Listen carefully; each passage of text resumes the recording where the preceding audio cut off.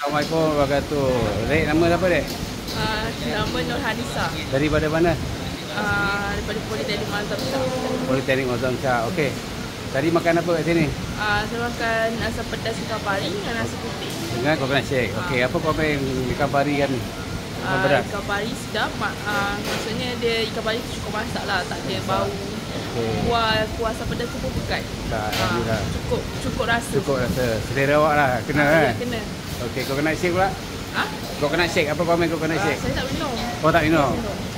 Okey. Tapi tengok pekat je coconut shake tu. Tapi tak try kawan-kawan punya Tak. coconut shake ke? Tak try Dia pula. tak flower eh? Okey dek, nama siapa dek? Nama Balkis Balkis. Daripada mana? dari Politeknik Mazhab Betul Shah. ni. Okey. Apa komen makan asam pedas? Tadi makan asam pedas?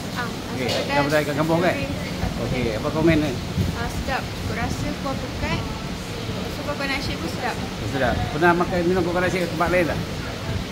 Pernah. Pernah. Tapi coconut shake ni ada macam ada kelapa dia tu. Kelapa ada dia rasa rasa kelapa dia Sedap. kan. Okey. Dia rasa. Ni lagi satu ni, adik.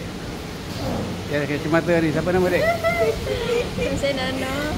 Okey. Makan apa tadi? Saya makan nasi goreng tadi. Nasi goreng. Okey, apa komen nasi goreng kami? Alhamdulillah sedap. Sedap. Cuma untuk tambah baik tu kena letak banyakkan ayam sikit lah. Banyak apa? Ayam. Ayam. Okey. Ayam yang kecil-kecil tu lah eh. Okey. Lagi minum apa tadi? Tadi minum teh ais. KOI. Mana lagi satu kawan? Oh ni. Daripada mana tadi? Politeknik Mazhab Shah. Politeknik Mazhab Shah.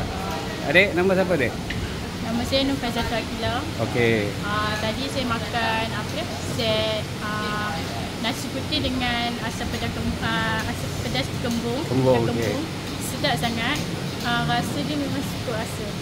Minum coconut shake tak tadi? Tak Tak minum. Tadi patut rasa kawan-kawan ni coconut shake kan? Tapi coconut shake tu nampak macam sedap lah. Tidak. Ya. Alhamdulillah. Okey. Okey. Sedap bagi tahu kawan-kawan. Bagi tahu pada kawan-kawan Politeknik yang kita di sini asam pedas dengan coconut shake ada diskaun RM1. Makan asam pedas dapat diskaun RM1, coconut shake diskaun RM1. Jadi RM2 save kat situ. Bagi tahu kawan-kawan. Okey, assalamualaikum warahmatullahi wabarakatuh.